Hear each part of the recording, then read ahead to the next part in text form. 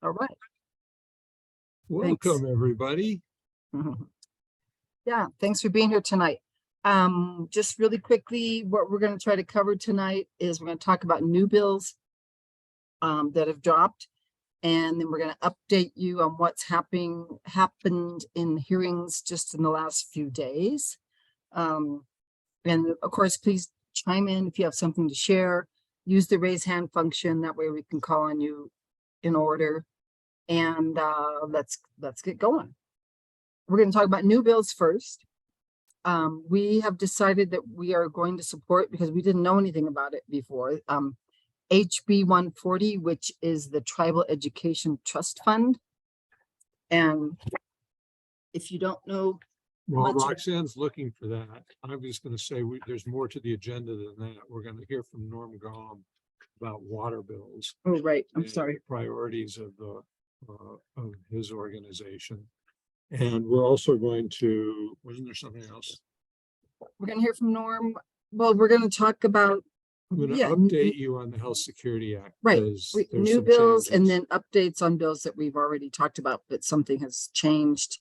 If we have time, we may talk about some of the tax bills. Anyway, we'll just see what we can fit in.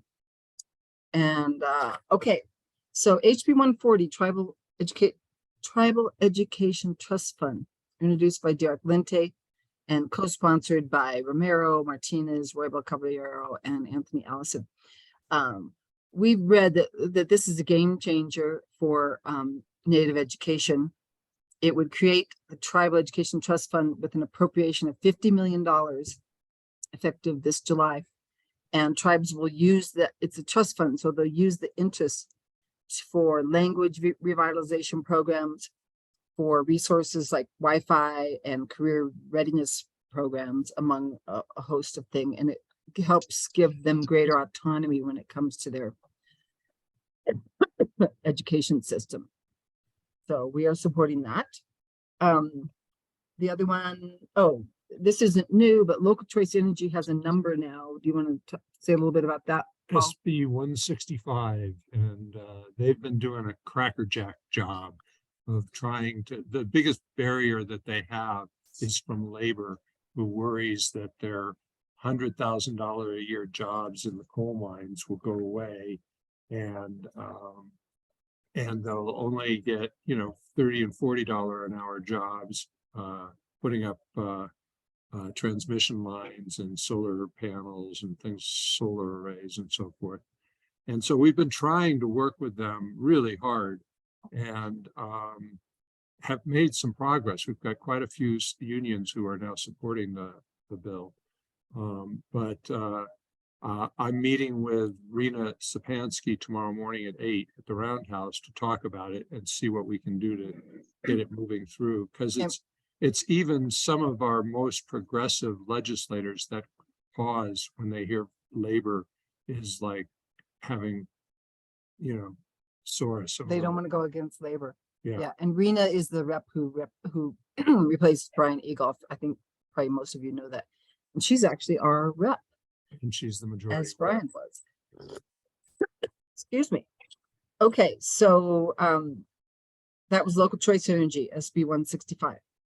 And they've also just introduced another bill related to modernizing the legislature, and that is HJR 8, legislative salaries. HJR 2 was introduced a week or so ago. That was legislative changes that extends the even numbered sessions to 60 days, allows bills of all subjects, and puts a 5-day break in the middle. But HJR 8, which was just introduced, I think Monday or Tuesday, creates a it would have to be approved by the voters. It would amend the Constitution to allow legislative salaries and create a 9-member citizen commission to establish those salaries, adjust them, and put limits on them. So the commission, in case you're wondering, is 9 members, no more than 2 from the same county across the state. But all of them must be members of Retake Our Democracy. We got that slipped in. We wish, yeah. No more than 2 from the same county, no more than 4 from the same party. And then this is who will appoint them. one each is appointed by the Senate Pro Tem, the Senate Minority Floor Leader, Speaker of the House, and the House Minority Floor Leader. And the other 5 will be appointed by the State Ethics Commission. So we'll see what happens with if that. any of you were able to read today's blog that I sent out at about 2, you will understand that appointments to committees like this need to be watched very carefully. The bozos that were supposedly vetted and passed on to the governor were embarrassing. That committee worked for months. For the PRC. For the Yeah. PRC, and that they had managed to forward somebody as being qualified who himself described himself as the least qualified person on the thing and said, I'm not an engineer, I'm not a lawyer, I'm not an accountant, I don't know anything that's relevant to this, and I have no idea how the regulation works. And then, you know, they vetted him, passed him on to the governor, and she picked him. So we have issues with O'Connell, and today's blog outlined those issues and asked people to start contacting their senators, just senators. Right. So speaking of things that just went out, if you're getting the alerts, I just sent one out like probably a half an hour ago, because there's a couple committee hearings tomorrow that I can tell you about really quickly, and then we'll get back to our bills. One of them, Senate Conservation at 9 in the morning is going to hear SB 57, which is the Water Trust Fund. It puts $250 million into the Water Trust Fund. This fund was created about 15, 16 years ago. It's been historically underfunded, like so many things Like in this state. So water is critical, and these monies go to the fund the Water Trust Board, which is the board that authorizes spending on water infrastructure projects. So that's SB 57. It's at 9 in the morning, room 311, Senate Conservation. It will be available via Zoom. If you got the alert, you'll get all that information.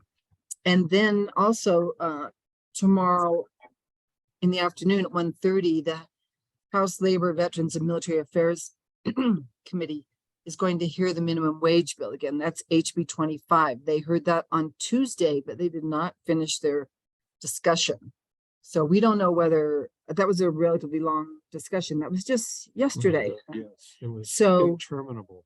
yeah, and there's a lot, you know, people are already trying to lower that ceiling. This is Christine Chandler's bill. She wants it to go to $16 next year and then be adjusted based on not cost of living, but what am I? Cost of living. I guess cost of living every year. Using the consumer. So now, of course, a lot of business owners are testifying saying, oh, I'll go out of business, you know, restaurant owners. But it's not, I don't think it's 16 an hour for, it's lower for restaurant. And they have workers. exemptions for farm workers and food processing employees. I mean, they probably exempt too many things, but they're trying to get it so that agriculture doesn't flip out. Yeah. And that, so they gave those exemptions. So a lot of you probably Well, did somebody say that? those exemptions are already there. Okay. She didn't want to touch the third wire by changing them. Okay. Okay. All right. Thanks for that, Michael. Yeah, Michael updated the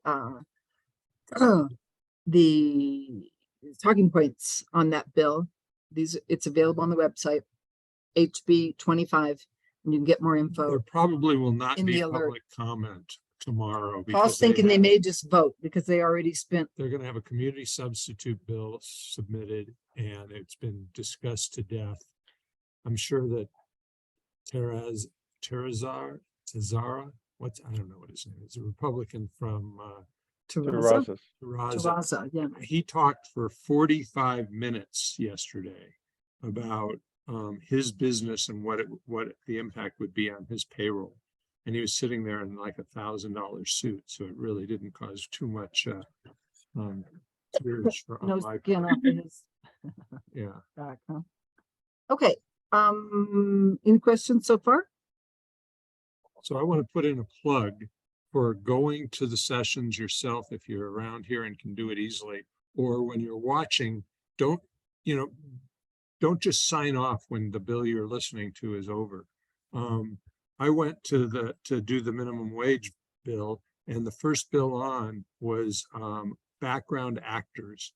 And I had no idea what that was going to be. Background actors are extras.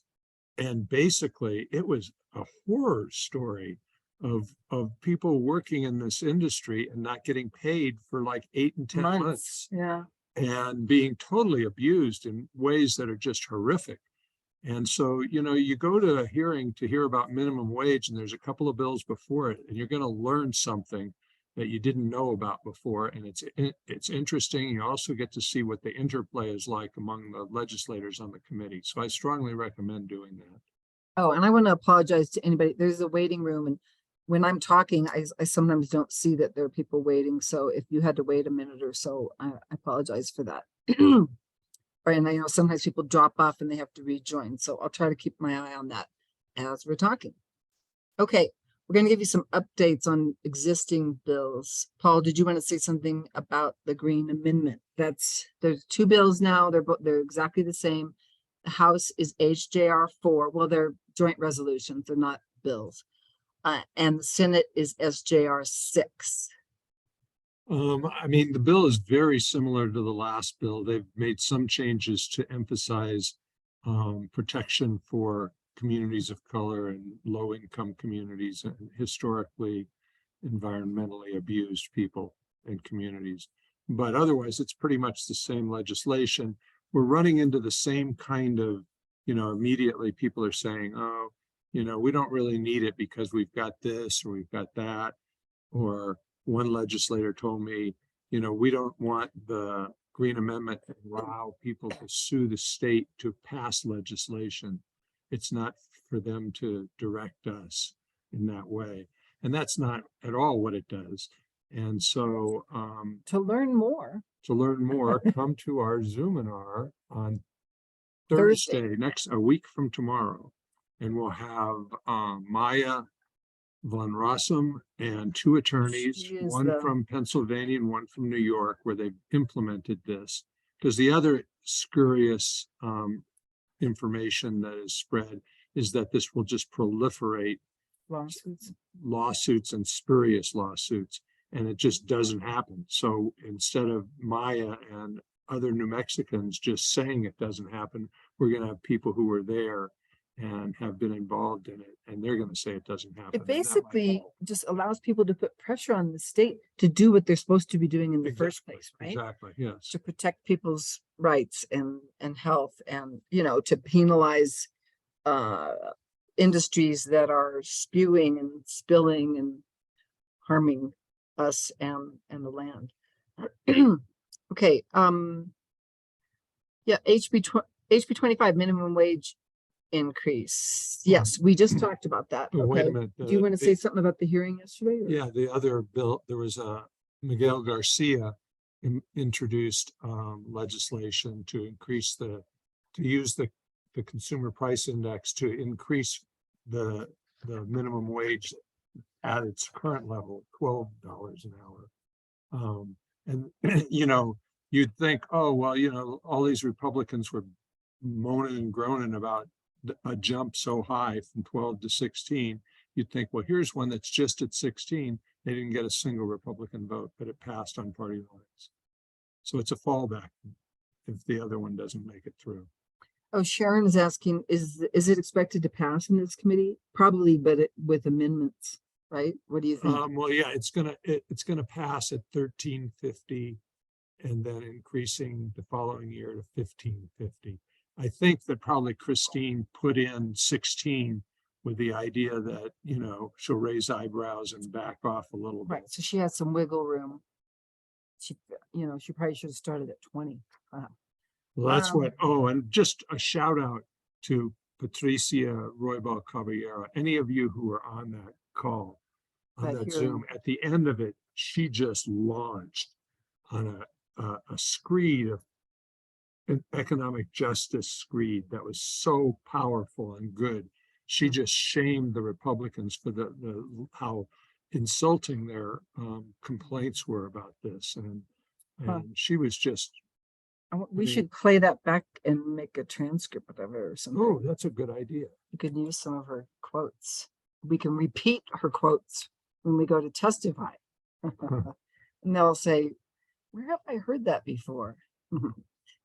Okay, so voting rights. A couple small things have been introduced so far, but they're supposed to be similar to what there was last year, a voting rights omnibus bill.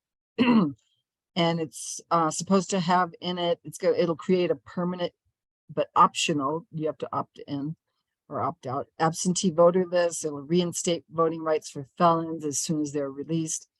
It'll make vote by mail more accessible, and it'll protect voting access for Native American communities and make Election Day a state holiday.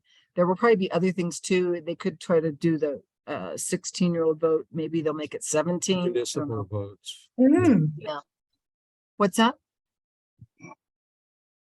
Oh, did somebody say something? I think Marty did, but Yeah, this did Mason, they actually left that out because that was what stalled. The 16? The 16. Yeah, stalled. okay. Yeah, Thanks, Dick. Is there anything else you want to say about what might be in that omnibus bill?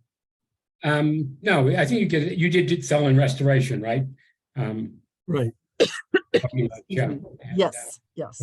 And there's a couple bills floating out there now that have some of those things, but I think there's going to be probably one big omnibus bill. That's what Javier Martinez, the speaker, was saying. Okay. Gun violence prevent. Can I ask a question? Are you folks supporting open primaries? No, I don't Okay. think we are. Okay, No. okay, all right, thank you. Yeah. Gun violence prevention. We were told, if you were on last week, we had Miranda Viscoli from New Mexicans to Prevent Gun Violence. And she told us that, because there's so many bills, she told us that raising the purchase age from 18 to 21 was important. Doesn't sound like much, but you gotta go for things that that you have a chance of getting past and that are a step in the right direction. Also, she told us recently, she didn't mention this last week, I don't think, that the 14-day waiting period for firearm sales. That's HB 100. It was introduced by Andrea Romero.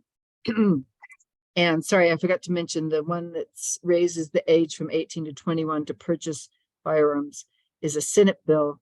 It's SB 116, and that was introduced by Carrie Hamblin. And then the third one is assault weapons ban. So right now there are a couple, but the one that Miranda told us she has, given her blessing to is another one from Andrea Romero, and it's HB 101, large capacity magazines and assault weapons. We noticed that Bill Souls has introduced something in the Senate too, but I think Miranda said they were going to try, she was hoping that they would try to coordinate. So we won't talk about that one today. None of these are coming up for a hearing quite yet, but those are the bill numbers. if you want to read something really quite good that covers all of these gun violence prevention bills this year, Pete Dinelli today had a very long, detailed description of the bills, and also just kind of exposed some of the Republican bad information, terrible reasons for why we shouldn't do this, and gave kudos to Democrats who are advancing it. And look at what's just happened in the last week. I mean, it's weekly. It's getting to be almost daily. I think almost 80 people have died in the first 3 weeks of January in mass shootings in this country in 3 weeks. That's insane, and they're always saying, oh, it has nothing to do with people having guns. I mean, but there's so much research, there's so much evidence that shows it, the more guns you have per person or the more guns in your country, the higher the deaths by guns are, whether it's suicides or, domestic violence or mass shootings. I mean, there's a lot of evidence. Do you want to talk about tax bills? No, I'd rather let Norm do his thing On water, on okay. water. so that if he Norm, are wants you to on the run- call? Yeah, Norm Gum? he's right there. Oh, okay. So Norm is going to tell us, tell them who you are, Norm, as soon as I shut up here, but he's going to tell us about the various water bills, because there are several of them, and it's easy to, it'll get your head spinning trying to sort through what's what. So go ahead, Norm. Well, thank you, Paul and Roxanne. I'm happy to join you tonight. I'm Norm Gom. I'm president of the Middle Rio Grande Water Advocates. I was a member of the state engineers water policy and infrastructure task force. And I formerly was director of the New Mexico Interstate Stream Commission for 6 years. The water advocates are interested in water governance reform. That's the big picture for us. Though the state engineer at the governor's direction appointed a water policy and infrastructure task force, which met intensely over this last year and prepared a set of recommendations and strategies, almost all of which received unanimous support from a very diverse group of stakeholders. It was really a pretty remarkable process. And I'm very appreciative that I was invited to participate in that. The result of that is that there is substantial support from the legislature. The governor is an unknown to date, but from the legislature, support for New Mexico to face its water resilience issues, water resilience and sustainability issues. We're in a very unsustainable situation right now, almost everywhere in the state. We're using more water than can be provided over time. The status quo will deprive future generations of the ability to live in New Mexico because water is life. Without water, there's nothing. And so it's a very basic problem that New Mexico needs to face. And I'm thankful that legislative leadership is very supportive. So I'll get to the details on a couple of bills. But first I want to promote a water rally tomorrow at the Roundhouse at 11 a.m. The Middle Rio Grande Water Advocates had the idea of gathering people who are interested in water and interested in telling our legislators and our governor to take water seriously, that we have a problem and we must face it. And every year we don't face it, we foreclose opportunities that might be available to us if we turned our attention to our water reality today, this year. So we're having this water rally. Our intention is we'll meet on the west steps of the Roundhouse. The purpose is to make some noise, some joyful noise, and draw the attention. I think we'll have press there. It's really intended for publicity and press around the water issue as much as it is to reach the folks in the Roundhouse, including on the fourth floor.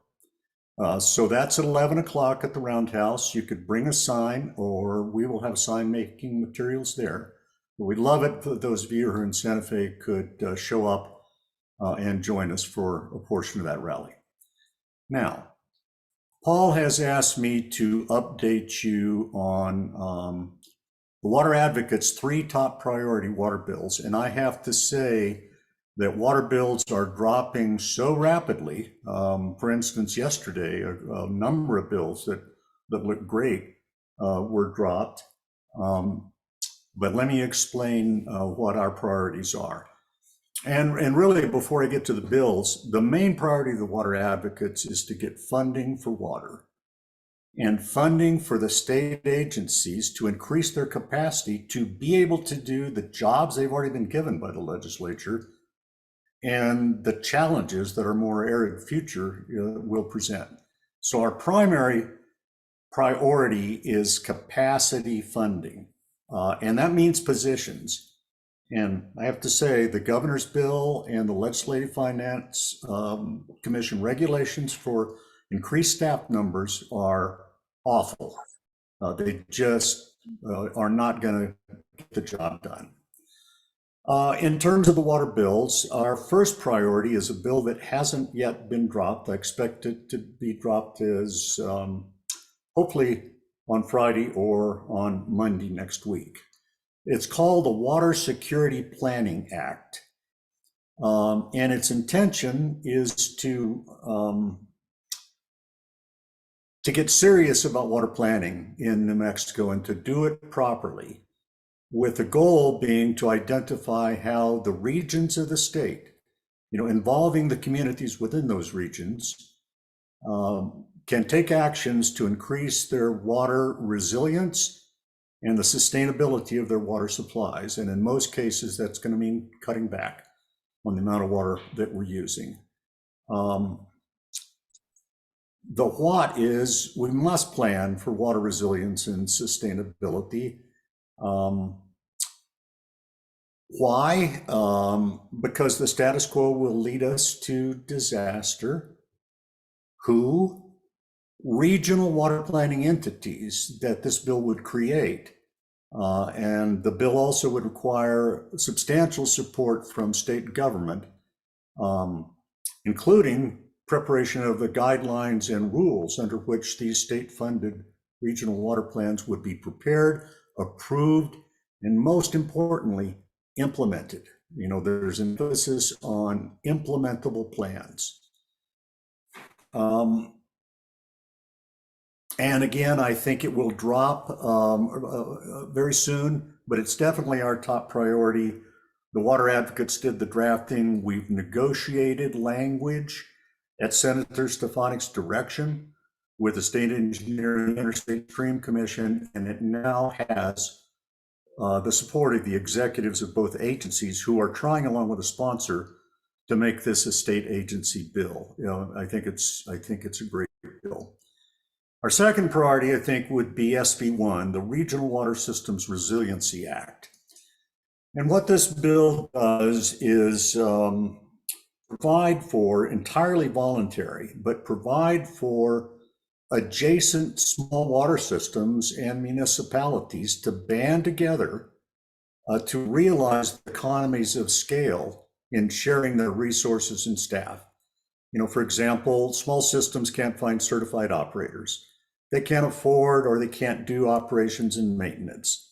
They're all on their own, as opposed to banding with others and increasing the level of their capability of maintaining the infrastructure, planning, project design. It's the whole gamut. And so this bill, Senator Worth's bill, also Senator Stefanik's and Susan Herrera. It's actually Susan Herrera's concept, I think, and it's in the Water Task Force recommendations, is to allow systems to voluntarily band together and share their resources and realize economies of scale. And right now, I would say that the third priority of the water advocates would be SB 57, which capitalizes the Water Project Fund. And I think it should be viewed as one piece of a comprehensive reform that legislative and agency and even the governors recognize that we need comprehensive state capital outlay reform for water projects. We need to do it better. And SB 57 provides the money. Parallel paths will reform the capital outlay process, and those are actively under discussion at this point. I'll close with that. Thanks for the opportunity. Oh, yeah, I just wanted to remind people that SB 57, I'm sorry, yes, is being heard tomorrow morning at 9 o'clock in Senate Conservation Water Trust Fund. So, Norm, I wanted to ask you, because I've been watching the news of California and the floods there and all the water just pouring into the ocean. Is there any thinking or science behind ways in which, when we get rain, it's in tsunamis that come in 15-minute spurts and then run off? Are there any ways in which we could capture and store that water? Well, the difference between, that's a great question, Paul. I mean, a fantastic question. And the reality in New Mexico is we don't have streams that are running into the ocean. You know, Right. our run runs into our rivers and it's part of our water supply. And in most places, it's already accounted for. However, with climate change, we're going to be increasing amounts of water. And there are places like in the middle valley of the Rio Grande, like, I mean, in many places where we could locally capture and by induced groundwater recharge, green infrastructure, you know, to boost our groundwater recharge to some extent. But unfortunately, you know, filling our reservoirs is really the first purpose for that water. And there's some incremental improvements we can make around that, but it shouldn't be viewed as anything more than a part of a solution. Okay. I didn't see it as a panacea, but no. Are you done, Norm? I am done. Oh, you are done. Well, then maybe you can answer this question too. I know I've read repeatedly that, you know, water stored in dams, especially down in southern New Mexico, evaporates really quickly. And so is there any technology to, you know, either cover the dams or to do anything that mitigates the evaporation of those waters? The short answer would be no. It would take very expensive projects to put that water underground and then pump it back out. You know, New Mexico learned in trying to store water from stormwater runoff. That's not the same question. You know, that it takes on a big scale, it takes enormous amounts of capital for not very much water. The evaporation from the river and from the reservoirs and the riparian areas in the middle Rio Grande, and Santa Fe is part of the middle Rio Grande, consume a huge part of the water. We want the environmental uses of water to continue. We would love, I think, to find a way to curtail reservoir operation, but there are no easy solutions there. And certainly none that are ready to implement. Oh, we've got somebody in the waiting room. Sorry. Oh, and Jeff has a question. Jeff Selesky, go ahead. Yeah, thank you. Norm or anybody else, maybe I'm mistaken, but I thought I've read several times that we have obligations to the state of Texas to return water to them. And I'm wondering, how significant is that obligation and how is that being factored in? It's absolutely being factored in. The Middle Rio Grande Water Advocates was a proponent and drafted a bill to require the state engineer to deal with compact compliance in the Middle Rio Grande. For those of you who are not aware of this, the state engineer and the Interstate Stream Commission just won an enormous victory in getting a settlement, getting the settlement that they did that applies in the lower Rio Grande, which is all about getting Texas as their water.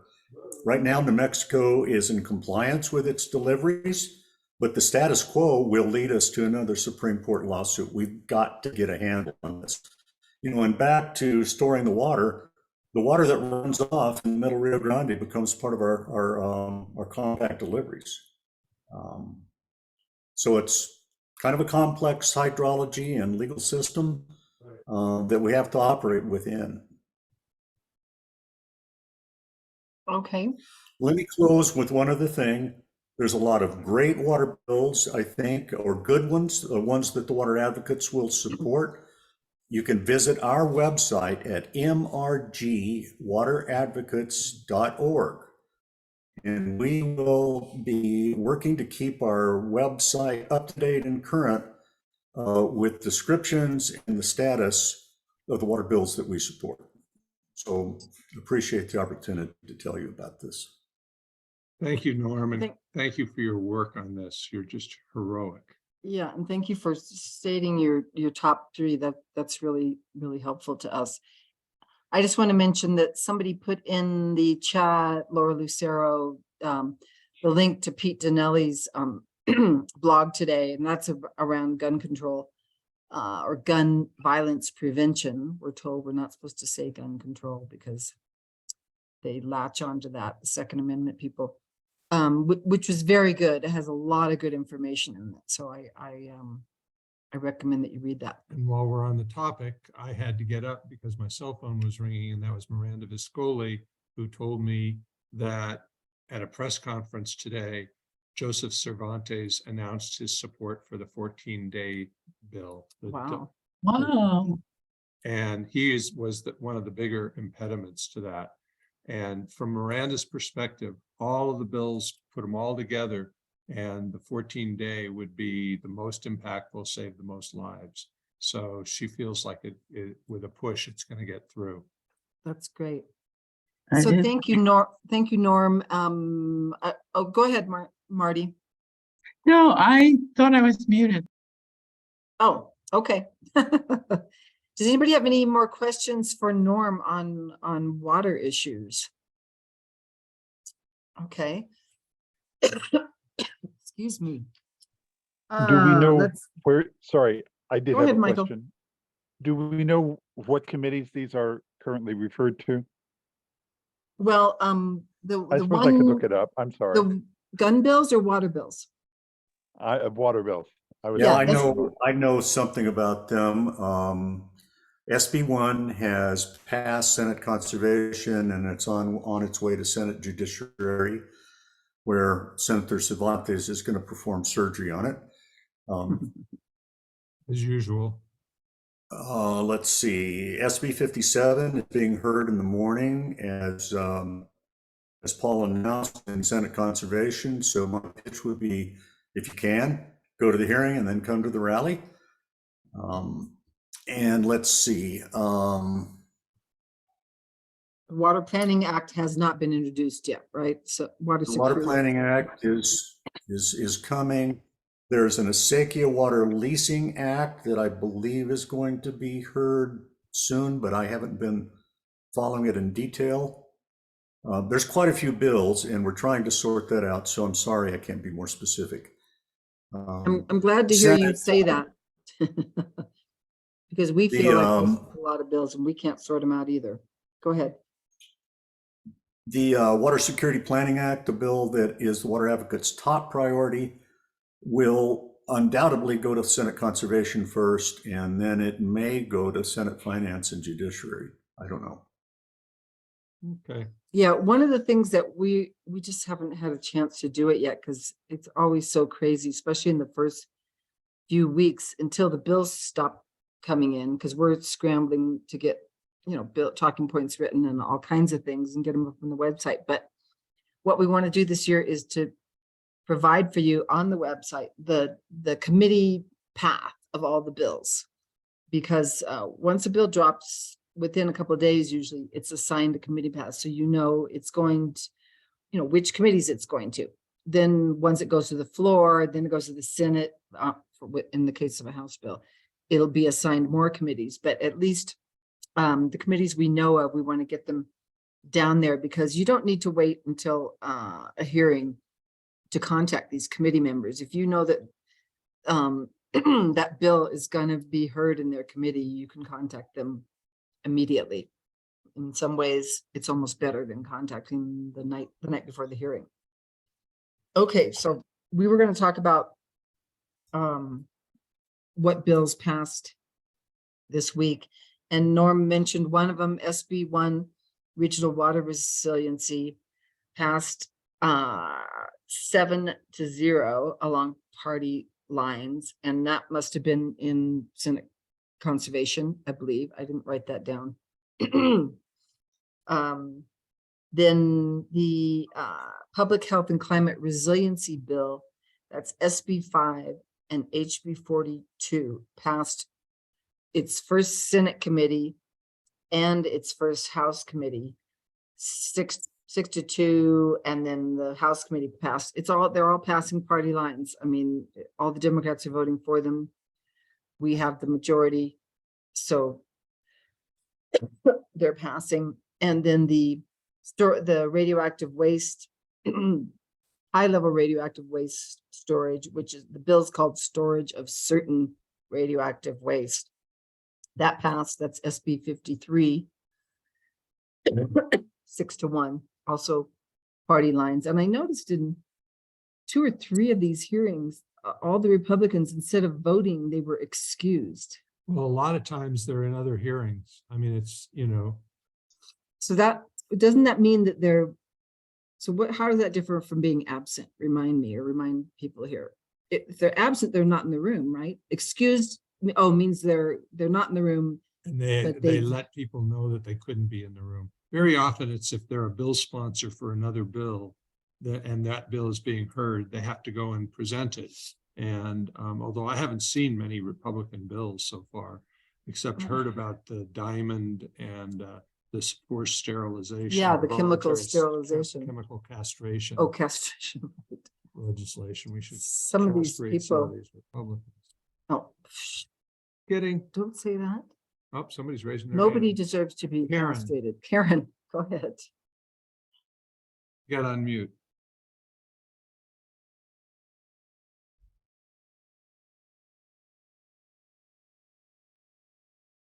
Yeah, I believe the 2 Republicans who were absent from Senate Conservation on yesterday, Mhm. one of them had an illness or death in the family, so he was actually absent from the roundhouse. And That was Gallegos. that was Gallegos. They had a moment of silence for him or his relative or whatever. His And mother. and I'm not sure about Schmiedes, but he was not in the room. Just as well. Yeah, definitely. Yeah, well, I know sometimes they leave deliberately, so they don't, have their So they vote. don't even have to They sit don't have through to what vote. they know they can't fight. Yeah. Yep. Maybe they go for Okay. cocktails. Yeah. All right. I was gonna also, I saw somebody ask in the chat why we oppose open primaries. Right, I wanted to cover And that. historically, I haven't read that bill and I probably should do due diligence. But I'm not a big fan of the idea of just opening the doors in primaries so that we can wind up with, Republicans voting in Democratic primaries and voting for candidates that can't win or vice versa. I mean, it's just gamesmanship. And yes, it does open up the door so that independents can vote. DTS, decline to state. DTS can vote, but it's so easy to register. You can register for an hour, vote, and then unregister. That's what somebody said. People Register can as a down. change parties 3 days before the election. Hey, Paul, can I mention that the 2 bills open does not allow people enrolled in a party to cross over. The 2 existing open primary bills only allow DTS and minor party candidates, registrants to vote in the party. But, right now they can do it, just like you say, but they have to change their party affiliation in order to do it, so. So let me ask you, Dick, is CVNM in favor of CVN, no. open League of primaries? Women Voters. Oh, I'm sorry, League of Women Voters. I'm sorry. Yeah, the League of Women Voters in this particular case, because we wouldn't support it if it allowed party crossover. In other words, if you're a Republican voting Democrat, because for exactly the reason you said. Oh, Well, we may support, we wouldn't make it a top priority because we're out of gas on top priorities. But we would, Okay, what's the number on that bill, Dick? Do you know offhand? I don't have my tracking sheet with. Oh, okay, all right. Right, I I'm can look it sorry. up. Yeah, there's 2. Bill O'Neill in the Senate and Natalie Figueroa in the House. In Okay, fact, that makes it easy to look up. some pretty good legislators. Yeah. Okay, well, Okay, I'm glad I Ri- spoke up. Rich is, yeah, sorry, go ahead, Rich. Yeah, we haven't gotten to this, but I'd like to give an update about a couple of important tax bills. Oh, good. And Yeah, I that was the think, other thing that was on the list, but we just wanted to make sure we had time for it. And we do. Okay, Do we So- now? Okay, and Yeah, I think so go Carl ahead. Kaiser wants to talk about a couple that I don't, he's familiar with it, I'm not. First of all, Chris Chandler has HB 119, which would make the personal income tax structure much more progressive than it is now. It would basically lower taxes on lower income people, raise taxes substantially on the higher income people, and in the upper middle, it would raise it a little bit. It may not be perfect, but we'd be really, really lucky to get it. And even if we're going to end up with something that Javier Martinez engineers in the Tax and Rev Committee, it's really important to show support for this because it's overall a really good bill. And then she's got HB 120. They're both going to be heard Friday morning at 8:30 in the Tax and Revenue, House Tax and Revenue Committee. Good. I'm And, glad you mentioned that because we just got a note from Voices for Children today about both of those bills. Right. And so I will send an alert out tomorrow to let people know exactly where and when they're being heard. And we'll probably try to throw together some talking points. Maybe Rich can help. Yeah, maybe I can. If I have some time tomorrow or tonight. The HB 120 would really severely restrict what people can deduct in capital income, capital gains income to $2,500. Now they can 40% of how many ever millions that they make. So this would really be a help to our revenue stream and make it more equitable as well. And then there are a couple of really bad bills by Schmiedes and Scherer. I won't go over what they are. And there's a pretty good bill to increase tobacco tax rates. Also, no, not by a number of Democrats, HB 123. And I also want to mention really one important housing bill. The main housing bill on modifying landlord tenant law should be dropping within several days. And that's going to be worthy of supporting, even if it's not as good as we would have wanted it. But one of the really important bills that was discussed last week briefly is SB 99.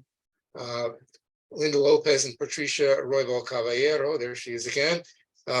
It would lift the prohibition on rent control in New Mexico for I don't know how many years, the whole 20 some odd years I've been involved in housing law. No jurisdiction in New Mexico could do anything in the realm of rent control, not even mild rent control or capped rent, nothing, because of this statewide prohibition. And this would simply repeal the statewide prohibition, and local governments could start, debating in counties, what might be appropriate for their municipality or county. So really, really important. Can then already there's hear the also- realtors squawking. Of course. Oh, yeah. I will fall. Let me ask you Yes. about this, Rich. There's a bill I noticed, and we haven't had time to really look at it, that I think it's Peter Worth, but I'm not sure, that the flat corporate tax rate, it raises it from 4.8 to 6.9. Ask Carl, his hand is up. He just looked at it and I haven't a chance to look at it. Okay, So let me lower my hand and Carl can address that. all right. Thanks, Rich. Sure. Carl? Thank you, Rich. Yeah, I'm trying to unmute. Yeah, basically, there were two rates previously below 500,000 was taxed at 4.9%, and above 500,000 was taxed at 5.9%. And Worth just raises a flat tax to 6.9% with no graduation. And really why that's important is actually Worth and other people were sort of rolled in 13, and it reduced income to the state from 5% to essentially 1%. And it was done based on statutory rates and not realized rates. So what this does is it helps roll back the 2013 tax cuts under Martinez for corporate entities. And certainly Which that bill? adds diversification. Do you know what the number of the bill is by chance? Yeah, it's SB 189. Okay, And if I could say add something really quickly, when Terry Storch and I did that brief on taxation a couple of years ago, one of the things that we learned is that whereas the tax rates really are, a good graduated tax rate is geared towards affordability. For businesses, you can have very wealthy people owning small businesses. They can well afford the taxes. And then you could have stockholders of big businesses who can't. So there really isn't the same compelling reason to have a graduated tax for corporations. I remember. Yeah, I noticed talking in the with chat, a bunch you- of people talked about the child tax credit. And that Yeah. clearly is a big deal because the federal child tax credit has disappeared. And, people know the approximate child poverty rate in New Mexico is around 25% or so. And this would make a big deal right now. I mean, on the lower income levels, it would be 600 per child or 450 per child. So that's a really big deal for the people that need it most. And it's always hard to draw a line, and I suppose the governor's proposed it because she feels that something worse could come down. But it kind of bothers me that we have a proposal of 750 rebate regardless, and there's no income things. I mean, it would seem to make a lot more sense if you're going to rebate something to have some sort of graduation, and certainly the below the $50,000 median household income, should be higher there. And like you could do the same thing. You could just scale it down till the people at the top 10% or so get less than $100. I mean, that Well- would make a lot more sense and help people a lot more. And I guess I want to make one more comment that Norm did is I really wish they weren't rebating so much and they were putting some into some various trusts. I wish they had some sort of environmental remediation trust that would include staffing for the environment department, state engineer, natural resources, because the reality is, the best statutes and the best rules don't mean anything if you can't enforce it. I sure And wish so- we and had the capacity to really investigate this, but they got the energy department got a big increase last year, and yet they haven't hired more inspectors. And yet they seem to have the money to do the research and coordination on hydrogen. And I wonder if all environmental work that we did was to get more funds to them, was just to have them work on it. Hydrogen. I have no proof of that. But yeah, and I just wanted to say something on the child tax credit bill. I thought I saw, and maybe I misunderstood, I apologize if I did, that there was a graduation, and so for the lowest income bracket, the tax credit per child was being raised to like 3 times as much as it was, and then for the next bracket, it was basically double, and then it was graduated up. Well, right. That's what I just said. From 0 to 25, it's 600 per child. From 25 to 50, it's 400. From 50 to 75, it's 200. Okay. Those I believe those are AGI numbers. But yeah, exactly. Oh, okay. I'm sorry. I thought you were saying it wasn't graduated. I just misheard you. No. I was talking about the rebate that the governor's proposing is not graduated, and it should be graduated much the same as this child tax credit. Oh, absolutely. That's it. Paul and I say, we don't need that $1,500, give it to somebody who needs it more than we do. Sheesh. Don't rebate at all, just reform the tax structure. right. Yeah. Norm's got his hand up. Go ahead, Norm. I just wanted to respond to Rich's comment. The trust fund approach is needed badly to capture, this windfall revenue, to make progress about all the issues that we need. And I haven't had a chance to really study the bill yet, but Senator Campos dropped Senate Bill 195, which sets up a new permanent fund for infrastructure. And the infrastructure is limited to dams, reservoirs, and diversions. But what's great about it is it's an appropriation to the Interstate Stream Commission to hire the FTEs to do the work. So if only we could apply that idea to funding environmental cleanups, a trust fund for, restoring groundwater quality, or for doing all the other things that we need to do, and actually put in the trust fund bill that monies are appropriated to the agencies to hire the people needed to implement the purpose of the bill. It's interesting, George, I can't believe I'm saying something nice about George Munoz, but he had that same idea, that concept of creating a bunch of funds like the permanent fund for areas where we need to do work. I think he was thinking mostly infrastructure kinds of things, but, and put several $100 million in there this year and then work off the interest on it. And so, I think that's a much better idea than to just give it to taxpayers.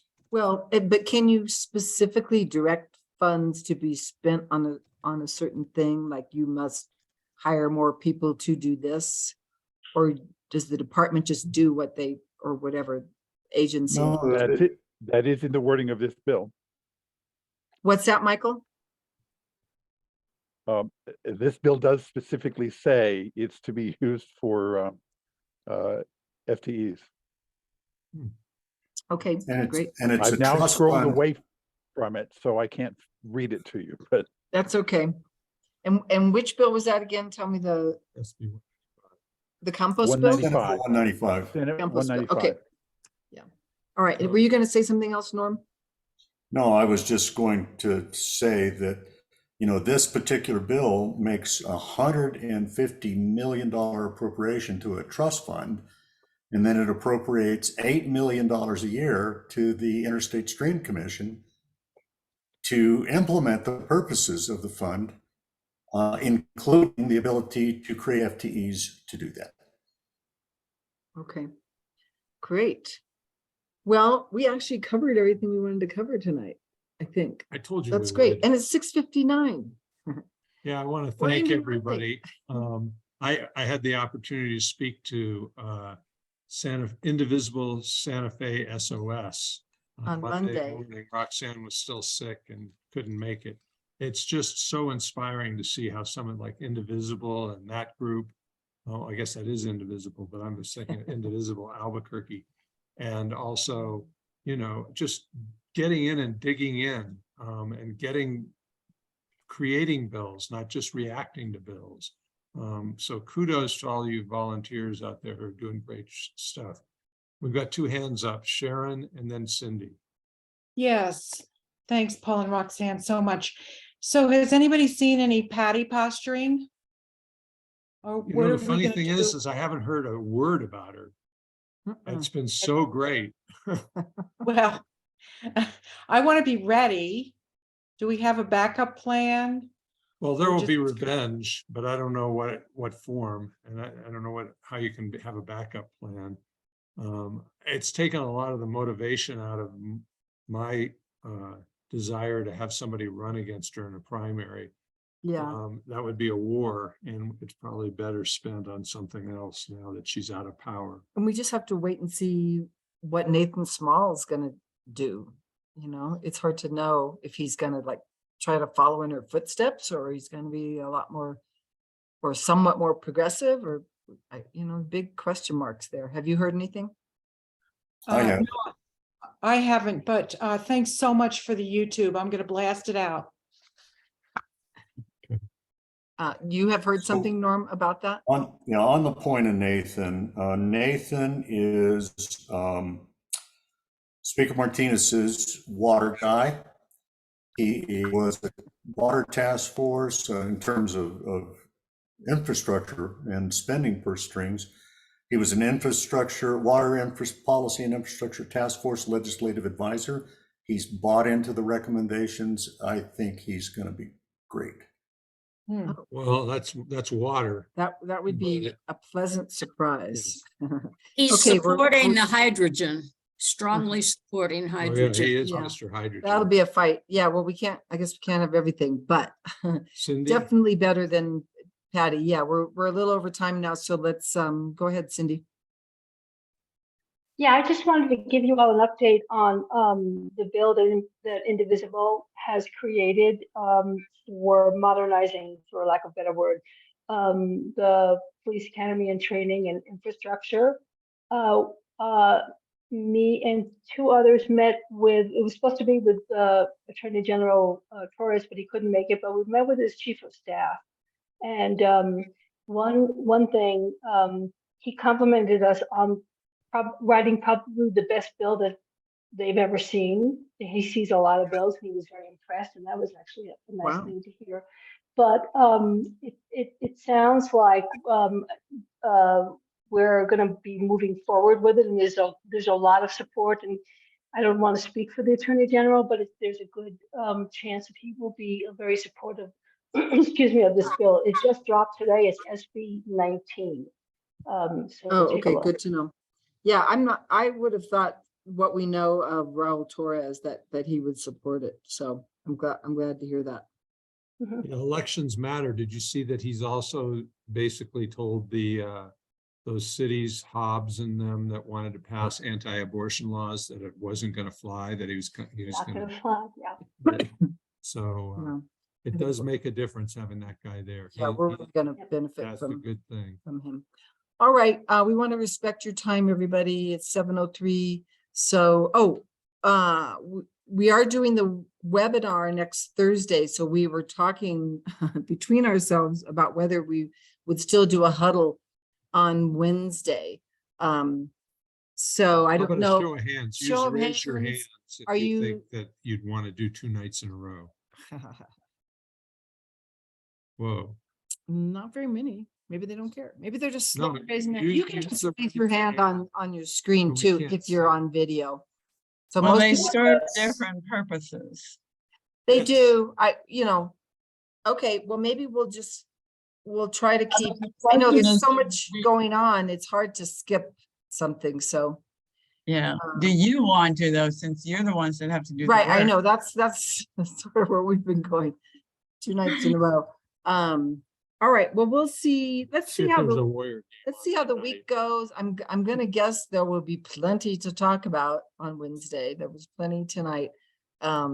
So we'll probably do it. We'll let you know through the alert and through the blog. So just stay tuned to that. And if you haven't read today's blog, please do, and then share it with your senator. It's all about the confirmation of the PRC and O'Connell as being someone we just really would prefer to reject. Yeah, and we've got some talking points for you. Oh, if you go to, sorry, I should have mentioned this. If you scroll down through our high priority bills, eventually you get to bills we oppose. So hydrogen's on there.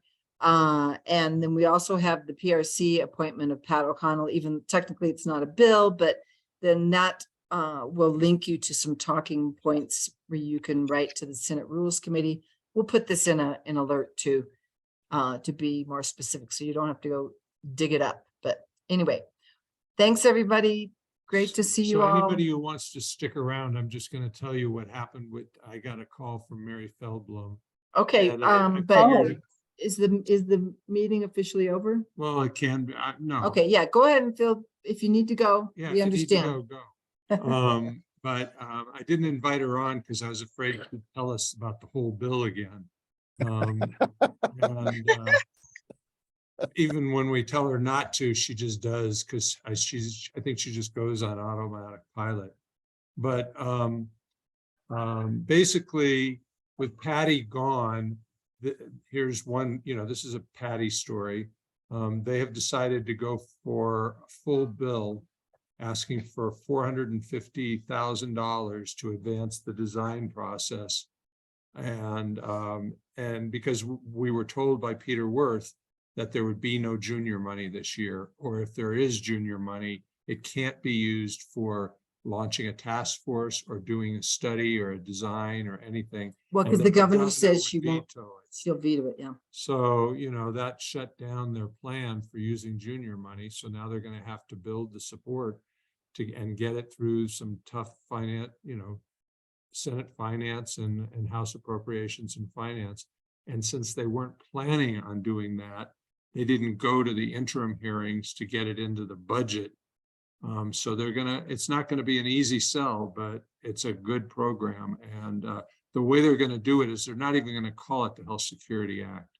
They're just gonna say, we want to conduct a study to examine the cost drivers in our health system so that we can find ways to reduce our costs. And but it's going to be the 4 key questions they need to answer for the Health Security Act. They're just not going to mention that at all because the governor would veto it. Okay. And I just wanted, somebody asked about the recording of last week's huddle. And somebody did not put the recording up on the website, and that would be Paul. I noticed that today too. So I was going to ask you, forgot to ask you. It Now can you've- still be done. Now you've got I've a got request 2. from the crowd. So Oh, listen into the radio show this week. I just interviewed a really interesting guy, Javier Bazara. He's from South Valley, and he's done some really, really cool things. He's just a very different in what- perspective. can you be more specific? Yeah, he works in the intersection of racial, social, environmental, and economic justice. And he's a community organizer, and he's smart. He and- testified at the LFC hearing when they were talking about hydrogen a week or 2 ago, and he's the one that said, "Oh yeah, we're saying we're the spear. We're spearheading hydrogen, but if you're the head of the spear gets broken, and and who's holding the shaft of the spear anyway?" He was great. Well, what he said that the point of the spear is the first thing that makes contact and is sacrificed for the kill. And so that's what New Mexico gets to be another sacrifice zone by trying to prove that we can sequester carbon, and we can't. And so we'll lose tons of money, but Patty will get her way. Now, Marty and Karen, your hands are up. Were you just up to answer? Oh, no, I'm sorry. That was just, Okay, that all right. that well, was we just better- to say I tonight. thought so. I'm hungry. Anybody else hungry?